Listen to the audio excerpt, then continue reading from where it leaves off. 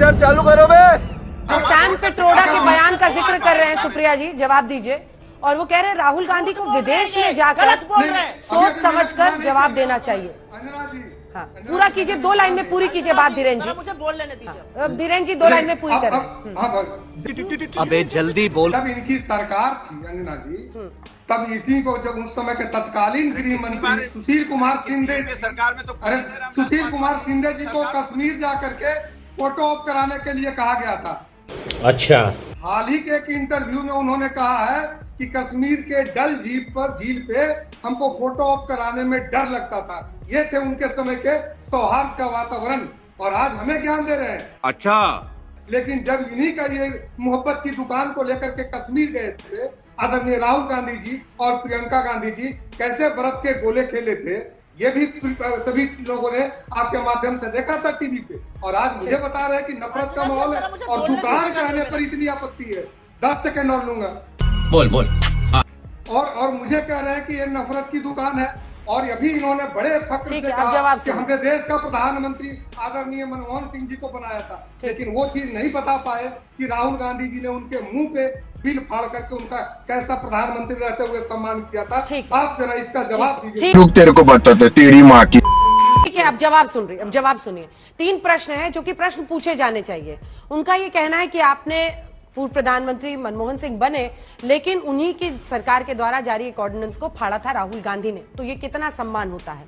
ठीक है। दूसरा बिंदु है, विदेश की धरती पर जाकर भारत की ऐसी तस्वीर पेश करने की जरूरत है क्या कि यहाँ पर लोग धर्म के आधार पर एक दूसरे पर, मतलब धार्मिक प्रतीकों पर लोगों के हमला करने को तैयार बैठे हैं? ये एक बहुत बड़ा सवाल है ना सुप्रिया जी। अभी बता दे भाई, अभी बता दे। अंजना जी, सबसे पहले तो मैं पूरे सम्मान के साथ एलजेपी के प्रवक्ता से कहना चाहती हूं, मानसिक डॉक्टर को दिखाइए, इलाज का खर्चा मैं दूंगी। आइंदा आकर यहां पर सॉफ्टवेयर जैसी बातें मत करिएगा, बोलने नहीं दूंगी आपको। आपके नेता खुद कास्ट सेंसस की बात कर रहे हैं। आपके नेता और बीजेपी में तनातनी सबको पता है क्या चल रही है। मेरा मुंह मत खुलवाइए, उस पर दिक्कत में आ जाइएगा। ना बोलने लायक रहिएगा, ना बचाने लायक। धीरेन्द्र जी, आपने मेरे नेता के लिए गलत बात कही, आपको मैं 4 बातें सुनाऊंगी। आइंदा मत करिएगा ये काम, ये आपके मुंह पर कह रही हूं। गजब बेइज्जती है।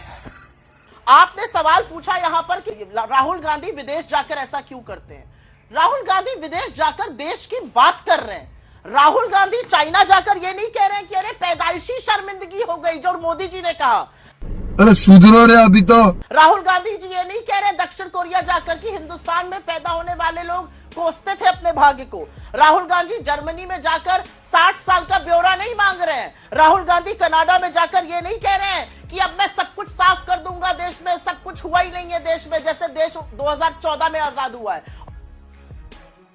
और अगर सुनना चाहिए और दम है सुनने का भाजपा और एलजेपी के प्रवक्ता को मोदी जी को शब्दशः सुना भी देती हूं, क्योंकि सुनना कभी कभी जरूरी रहता है आप लोगों के लिए। अगर चाहिए तो सुना सकती हूं।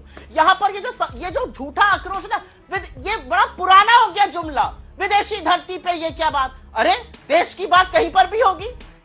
बात तो सही है। देश के लोगों से मुखातिब थे, क्यों नहीं बात करेंगे देश की? आप जाकर देश के 70 सालों को कोसिए, आप बड़ा राम भजन कर रहे हैं। हम अगर सवाल उठा दे हम गलत कर रहे हैं। आप तो हिंदुस्तान में पैदा होने वाले लोगों के बारे में कह रहे हैं कि लोग अपनी किस्मत को कोसते थे, और ये मैं सुना के रहूंगी। मुझे लगता है ये सुनाना जरूरी है, लोगों को पता रहे। जरा सुन लीजिए। छोड़ो यार, कुछ होगा नहीं। अरे भगवान बचाए भाई, पता नहीं पिछले जन्म में क्या पाप किएगा, हम हिंदुस्तान में पैदा हुए। ये नरेंद्र मोदी जी के विचार थे, और चीन हमारे शत्रु देश की धरती पर बोल रहे थे। यह है आपके प्रधानमंत्री की असलियत। राहुल गांधी जी ने आरक्षण पर बड़ी 2 टूक बात करी है, वो शायद इन लोगों के सिर के ऊपर से निकल गई। राहुल गांधी जी ने कहा है 90% लोगों की कोई भी भागीदारी नहीं है और उनको जरूर भागीदारी मिलनी चाहिए। राहुल गांधी जी ने उसके बाद कहा है कि हम सोशियो इकोनॉमिक कास्ट सेंसस कराना चाहते हैं, जिससे कि जनरल कास्ट के भी जो गरीब हैं उनका भी पता चले और दलित आदिवासी पिछड़ों का जरूर पता चले।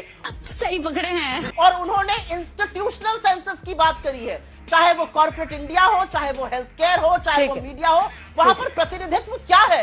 कितने लोग हैं दलित आपकी टीम में? ये जानना चाहता है देश, लेकिन ये कोई बताने को तैयार नहीं है ना। और यहाँ पर आकर झूठ बोलेंगे एलजेपी के प्रवक्ता।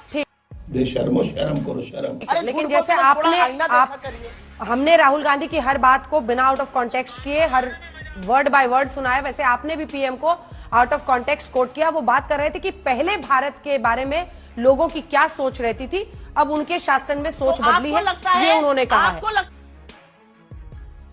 अंजना जी एमएच खान साहब, आपके पास आते हुए आरक्षण के मुद्दे पर मायावती जी इतना क्यों अग्रेसिव हो रही हैं? राहुल गांधी ने तो ये कहा है कि जब फेयर प्लेस बन जाएगा तब आरक्षण को खत्म करने की बात होगी। अब तमाम विपक्षी पार्टियां ये कहती हैं कि वो बीजेपी का सहयोग कर रही हैं। Good question. देखिए, समाज क्या नाम है, भारतीय जनता पार्टी और कांग्रेस दोनों एक ही सिक्के के पहलू हैं। मायावती जी हमेशा आरक्षण की वकालत की है, हमेशा आरक्षण के लिए बात करी है। ये कहना गलत बात है कि वो बीजेपी की मदद कर रही है। हमारे मतलब बाप को मत सिखा, चल। क्यों बीजेपी की मदद करेंगी? अपने लोगों के आरक्षण की बात करना बीजेपी की मदद हो गई? ये कौन सी बात हो गई? अरे ये यूपीए की सरकार थी। अभी प्रिया श्रीनेश जी बता रहे थी कि हमने सरदार जी को बनाया मुख्य प्राइम मिनिस्टर। आप बताइए ना, 20 से 22% मुसलमान कांग्रेस को वोट करता है, एक बार भी किसी मुसलमान को प्राइम मिनिस्टर बनाया कांग्रेस ने? बोलने दे नहीं बनाया। यूपीए की सरकार में आपने क्यों नहीं जाति गणना कराई? आज आप रो रही है जाति गणना कराएंगे। अरे आरक्षण तो कोई माई का लाल छीन ही नहीं सकता है। आरक्षण तो वो चीज है जो बाबा साहब भीमराव अंबेडकर देके गए हैं, कोई नहीं छीन सकता है। ठीक है, अब ये बताना है ना प्रिया श्रीनेश जी कि यूपीए के सरकार में आपने जनगणना क्यों नहीं कराई, जाति जनगणना क्यों नहीं कराई? आज आप इस तरह से भाषा दे रही है जैसे लग रहा कि आप बहुत पक्ष साफ है। कोई पक्ष साफ नहीं है। आरएसएस के भगवत मोहन बिहार में जाके क्या कह दिए कि आरक्षण पर बहस होनी चाहिए, इस पर विचार होना चाहिए। चुप कर बे कुत्ते। तो ये दोनों पार्टियां एक ही जैसी बात कर रही हैं। अब अनुराग भदौरिया बैठे हैं, इनके साथ इनका गठबंधन है। मुजफ्फरनगर में दंगा हो गया, वहां नाच देख रहे थे सैफईम बैठ के लोग। ये लोग क्या आरक्षण की बात करेंगे? भाई साहब कुछ ज्यादा नहीं हो गया? आज उत्तर प्रदेश सरकार में जो अपोजिशन लीडर है वो ब्राह्मण को बनाया इन्होंने। 2 ब्राह्मण, 10 ब्राह्मण जीत के आए थे और 2 ब्राह्मण बचे, 7 ब्राह्मण चले गए बीजेपी में। और मुसलमान जीत के आए 36। एक ने एक मुसलमान को हक नहीं दिया। तेरा तो गेम बजाना पड़ेगा। किसी भी पद पे मुसलमान को नहीं बैठाया। ये सारे लोग ऐसे ही भाषण देते हैं, करते कुछ नहीं है, किसी का हक नहीं देते हैं, ये नाटक करते हैं बैठ। सुप्रिया जी से आपने सवाल पूछा तो वही जवाब दे दो। अच्छी नहीं लगती है। हाँ, सुप्रिया जी जवाब दे दीजिए, फिर आ रही हूँ मनजिंदर जी। अभी मजा आएगा ना भिड़ो। जवाब बड़ा साफ है। पहले ये डिसाइड कर लीजिए कि किस खेमे में आप हैं, क्योंकि तटस्थ रहने वाले को तो इतिहास भी आज के काल में माफ नहीं करेगा। डिसाइड कर लीजिए कि दलित, पिछड़े, आदिवासी की आवाज बनना है, गरीब जनरल कास्ट की आवाज बनना है, या बस बैठ के जबानी जमा खर्च करना है। करा ली बेइज्जती। ये जो संविधान है ना, और आपने एक बात सही कही, ये बाबा साहब का संविधान है और कोई ताकत नहीं है जो संविधान को बदले। और वो इस देश ने बीजेपी को सिखा दिया, बीजेपी के सामने सिद्ध कर दिया। आपके लोग बड़बोलीपन बात करते थे, संविधान बदलेंगे, संविधान बदलेंगे।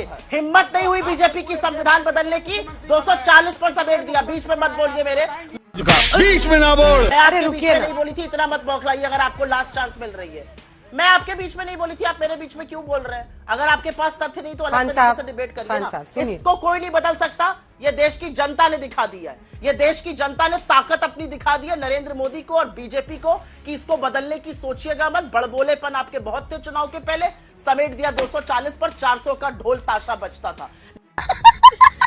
लेकिन मैं एक बात कहना चाहती हूँ, ठीक है हमने नहीं किया जातिगत जनगणना, ठीक है हमने नहीं किया इंस्टीट्यूशनल सेंसस, तो क्या गलत को सही कभी नहीं किया जाएगा? क्या हमेशा जो गलत है वो गलत ही रहेगा, उसको सही नहीं करेंगे? मनजिंदर जी, वो अरे 11 साल से सत्ता में है। अभी तो सुधर जाओ। 60 साल तक मतलब कांग्रेस ने गलत किया, यही कह रही है ना आप सुप्रिया जी? 60 साल तक राज रहा, गलत किया कांग्रेस। मैं ये नहीं कह रही हूँ, मैं ये नहीं कह रही हूँ, मैं ये नहीं कह रही हूँ, ये आप कह रही हूँ। मजा आया। तो अगर उन्होंने इतना 60 साल तक गलत किया तो आपको लगता है 60 साल का गलत किया हुआ काम मनजिंदर जी कोई? ठीक है, छोटा सा जवाब, बहुत कम टाइम बचा है मनजिंदर जी, 2 लाइन सिर्फ। मेरा अंजना जी, बस मेरा ये कहना है कि जो इन्होंने दो बातें कही ना, दोनों बहुत बड़े झूठ हैं। डॉक्टर मनमोहन सिंह जी तो एक नाम के प्रधानमंत्री थे। अबे साले चुप, बिल्कुल चुप।